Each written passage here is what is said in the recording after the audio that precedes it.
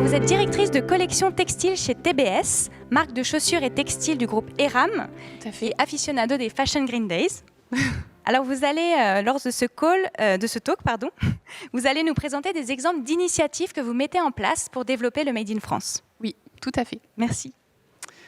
Alors, je suis ravie de partager avec vous aujourd'hui notre expérience de fabriquer en France. Donc, moi, j'ai rejoint la marque TBS il y a un petit peu plus de 2 ans. Donc, TBS, c'est une très belle marque française qui a été créée en 1978. Donc, TBS, c'est Terre battue synthétique. C'est une marque qui est née du sport et notre ADN est profondément sport-loisir. Donc, TBS, on est un acteur sur le marché du textile et de la chaussure. On fait 45 millions d'euros de chiffre d'affaires aujourd'hui. On a 3 réseaux de distribution. Donc, on a un réseau retail avec 40 magasins. On a un réseau wholesale avec 1200 points de vente. C'est 60% de notre business aujourd'hui. Et on est aussi présent sur le web. Donc, TBS, c'est une marque qui appartient au groupe Eram. Donc, le groupe Eram, c'est un groupe qui est basé à Saint-Pierre-Mont-Limard. C'est une entreprise et un groupe familial qui appartient à la famille Bioto. Donc, on est aujourd'hui à la 3e génération. C'est un groupe qui a un patrimoine industriel très, très fort. Et c'est un groupe qui a encore aujourd'hui 2 usines de fabrication de chaussures qui emploie 200 personnes. C'est 550 000 paires qui sortent chaque année de nos usines. Donc on a 2 usines avec 2 spécialités différentes. Donc une usine qui fait de l'injecté et l'autre du soudé. Pour vous reparler un petit peu de TBS, donc nous on a une mission, c'est de devenir la marque sport-loisir reconnue pour ses performances responsables. Et pour ce faire, nous nous sommes fixés un enjeu d'ici à 2025, c'est que 100% de notre offre soit couverte par nos 3 piliers. Et les 3 piliers que l'on a définis chez TBS, c'est l'éco-conception, l'innovation et le fabriquer en France. Alors le fabriquer en France, aujourd'hui en chaussures, donc c'est assez présent puisque c'est 20% de nos chaussures aujourd'hui qui sont fabriquées en France. C'est un peu plus de 150 000 paires qui sont fabriquées. Mais sur le textile, nous n'avions jusque peu de temps quasiment rien de fait en France. Donc c'était notre challenge sur le textile. Et toute l'histoire a commencé il y a 1 an et demi. Donc chez TBS, on avait un petit atelier de prototypage où nous avions 3 piqueuses. Et on a décidé donc de transformer cette unité de prototypage, qui était pour nous un centre de coût, en unité de production créatrice de valeur. Et on a demandé à nos fournisseurs de gérer directement donc, leur prototypage et on s'appuie sur leur savoir-faire. Donc on a commencé à 3 il y a 1 an et demi. Aujourd'hui, nous avons 5 piqueuses et d'ici la fin d'année, notre objectif est d'avoir 8 piqueuses pour pouvoir satisfaire donc, nos commandes que nous avons donc, actuellement. Donc on a commencé l'aventure par la fabrication d'un short de bain que j'ai ici. Donc ce short de bain, il est donc fabriqué en France et il est en polyester recyclé. Donc une matière qui vient d'Espagne avec du plastique issu de la Méditerranée. Donc on a commencé à fabriquer ce short de bain pour nos 40 boutiques TBS. Donc on a fait un premier test. Et le test a été très concluant. On a eu des taux d'écoulement assez élevés, proches des 80%. Donc on s'est rendu compte que notre client avait une vraie appétence en fait, pour le fabriquer en France chez TBS. Et en faisant un petit peu des enquêtes clients, on s'est rendu compte que par rapport à l'éco-conception, c'était encore plus fort le fabriquer en France. Donc, fort de ce succès, on a continué l'aventure et on a décidé de proposer nos shorts de bain au wholesale, donc notre 2e réseau de distribution. Et là, on a tout de suite rencontré du succès, et notamment grâce à un partenaire historique chez TBS, qui est Sport 2000, et qui nous suit aussi sur cet engagement, qui a cette cette même volonté et qui nous a donc passé des ordres assez importants. Et donc, on a lancé notre fabrication à plus grande échelle. Et pour vous donner une idée, sur l'année prochaine, donc 2022, on se projette une production de 20 000 pièces et un chiffre d'affaires autour des 680 000 euros. Donc ça, c'est notre target pour l'année prochaine. Et puis, on ne s'arrête pas là. L'idée, c'est très rapidement de lancer donc, une unité plus grande, donc de déménager. Aujourd'hui, pour vous donner une idée, notre atelier il est situé au milieu de nos bureaux. Donc aujourd'hui, on vit avec notre atelier. C'est notre fierté chez TBS. On voit les filles tous les jours. On va échanger avec elles tous les jours. Et c'est une vraie fierté. Donc demain, nous, notre objectif, c'est de passer sur une unité où on pourra produire 100 000 pièces. Donc ça nécessitera un déménagement. Ça nous permettra de produire à la fois pour nos boutiques, à la fois pour nous, pour TBS, mais ça nous permettra aussi de pouvoir offrir nos services à l'ensemble des marques du groupe ERAM et voir plus si possible. Et ici, on se rend compte, donc, moi, là, aujourd'hui, que mes deux enjeux et mes deux plus grosses difficultés, donc la première, c'est le recrutement. On a un vrai souci. Enfin, je l'ai beaucoup entendu depuis ce matin, mais clairement, on a les commandes, mais aujourd'hui, on ne trouve pas les personnes pour réaliser nos produits. Et on a besoin de personnes aussi assez rapidement efficaces. Donc c'est vrai que quand on est une unité de production, on a cette contrainte aussi, c'est d'avoir des gens tout de suite productifs. Et aujourd'hui, on a beaucoup de difficultés. J'espère qu'on va rapidement trouver les personnes qui nous manquent pour continuer ces productions. Mais c'est vraiment un enjeu. Et le deuxième enjeu, c'est la rentabilité.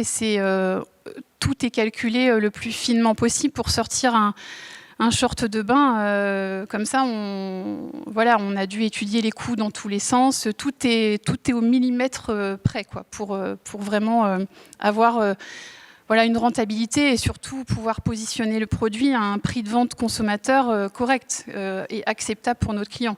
Et le Made in France, ça ne veut pas dire sacrifice sur mon produit. Notre produit, il doit avoir de la singularité. Chez TBS, il doit être durable dans le temps. C'est une condition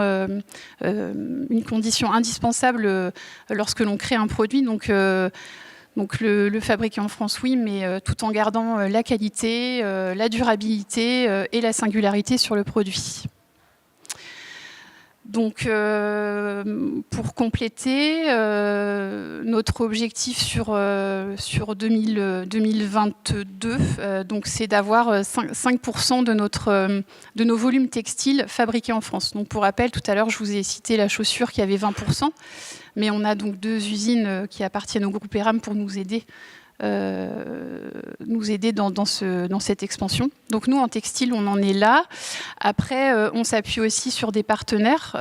On fabrique des pulls avec Royal Mer, un spécialiste donc, du tricot. On travaille aussi, et ça c'est tout nouveau, avec la société 3D Tex qui fait du pull donc en 3D. On va bientôt sortir nos premiers modèles avec eux au mois de décembre. Donc c'est une très belle entreprise, c'est un beau projet. Et puis on travaille un petit peu avec Tismaï pour nos chaussettes. Donc il y a des beaux acteurs aussi en France sur qui on peut s'appuyer, qui ont des spécialités. Et puis je vais changer de sujet. Je vais parler au nom de la chaussure. Donc parce que c'est un très beau projet chez TBS. Donc là, on est sur de la chaussure, une chaussure qui est fabriquée en France avec un périmètre de 250 km. Donc elle est fabriquée à base de feutre de laine. Donc les moutons sont élevés sur des îles du golfe du Morbihan. La laine est feutrée à Colpeau, donc en Bretagne. Et ce produit, ensuite, la tige est piquée donc, dans notre usine à Montjean-sur-Loire. Et ensuite, le tout est injecté dans notre seconde usine à Jarzé. Donc là, on a un beau produit éco-conçu, innovant, est fabriqué en France et ce modèle sort tout juste dans nos boutiques. Voilà. Donc elle est très jolie. Bah, bien sûr, oui. Elle est commercialisée 149 €. Alors, c'est un modèle historique chez TBS. Donc, on a repris nos modèles iconiques et puis on y a mis nos 3 piliers.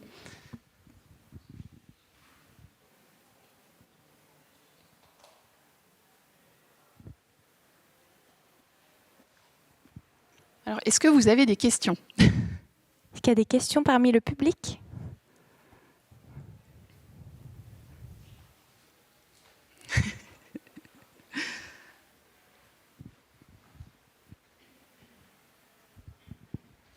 Alors tout d'abord, merci Patricia pour ton intervention. Moi, j'avais une question concernant, tu disais du coup de réduire les coûts au minimum, donc je suppose que c'est pour pouvoir assurer une marge derrière avec le Made in France. Par quel process vous passez ? Est-ce que vous passez aussi pour des process de marquage au niveau du patronage pour baisser au maximum les consommations, faire des lignes beaucoup plus droites, avoir des sortes de wastage beaucoup moins grand. C'est quoi en fait vos démarches du coup dans les estimatifs de coûts? Ou est-ce que vous arrivez à réduire pour vous permettre du coup d'avoir le Made in France? Est-ce que vous avez d'autres projets sur les concours responsabilités qui font qu'aujourd'hui vous arrivez aussi à gagner en prix sur ces critères-là? Alors déjà, donc au niveau, je ne l'ai pas précisé, au niveau des familles de produits, on se spécialise. Aujourd'hui, on fait du short de bain, du polo et de la marinière. Donc, c'est la répétition aussi de la tâche qui va nous permettre d'être le plus efficient possible. Et puis après, du début à la fin, donc les placements, on les optimise au maximum. Donc, on va adapter les largeurs de l'aise de nos matières pour pouvoir justement optimiser nos placements, avoir le moins de pertes possible. On fait les matelas les plus hauts possibles aussi, mais tout en gardant une qualité. Et dans les montages, en fait, tout est optimisé. Tout est optimisé avec le bureau d'études pour réduire au maximum les coûts. L'atelier aussi, on est dans une démarche apprenante, donc c'est vrai que l'atelier bouge beaucoup, on bouge les machines, on fait en sorte, on teste, on se teste et pour en garder après le meilleur. Mais en tous les cas, dans le montage du produit aussi, on fait très attention.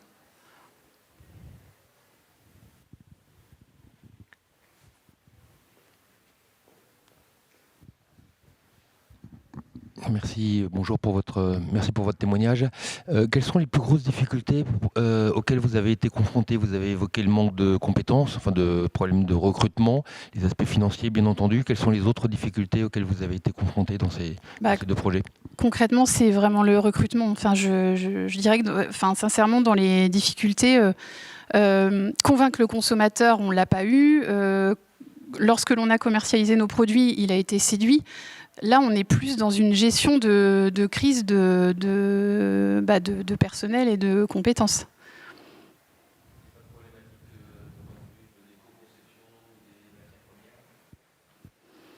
Non, parce qu'on utilise des matières, on utilise peu de matières. C'est pareil, ce short de bain, on a une matière. On ne prend pas de nouvelles matières non plus. En tous les cas, dans le cadre du fabriqué en France, non, au niveau matière, on n'a pas eu forcément de problématiques que l'on peut rencontrer, moi, par ailleurs, sur les autres bassins de production, par contre. Certaines matières recyclées qui ont moins de résistance. Et comme je l'ai dit, chez TBS, il faut de la durabilité avant tout. Mais non, mon gros souci, c'est le recrutement aujourd'hui. Et demain, dans le cadre de l'extension de cette usine, dans l'idée de fabriquer 100 000 pièces, on le sait en fait, notre objectif c'est de mettre en place une école, comme c'est le cas en fait au sein de l'usine de la manufacture, il y a une école de chaussures. Voilà, c'est dommage parce que Jean-Michel aurait pu... Jean-Olivier aurait pu vous en parler mieux que moi, mais il y a une école. Donc nous, l'idée, c'est de faire le pendant en textile. Et on le sait, ça sera incontournable. Et puis on a aussi une équipe qui n'est pas jeune, donc il va aussi falloir penser à la relève.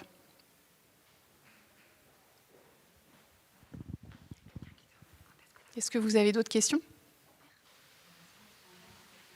On a une question. Oui. À partir de quand la chaussure que vous nous avez présentée sera disponible à la vente? Maintenant. Ah, d'accord. Vous pouvez. Et on peut l'acheter du coup dans nos 40 magasins TBS et sur notre site internet. Ok, très bien. C'est vrai? Ah, elle n'est peut-être pas encore en ligne? Peut-être pas, mais en tous les cas, si elle ne l'est pas, elle va y être.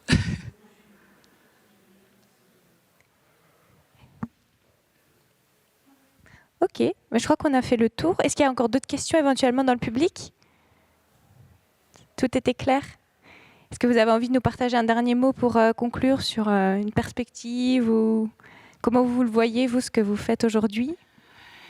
C'est un très beau projet et qu'il faut faire preuve de beaucoup de courage, beaucoup de conviction et beaucoup de dynamisme pour mener ce type de projet. Et encore une fois, on est très fiers et ça nous fait tous vibrer chez TBS de lancer cet atelier de production, quoi. C'est une vraie fierté.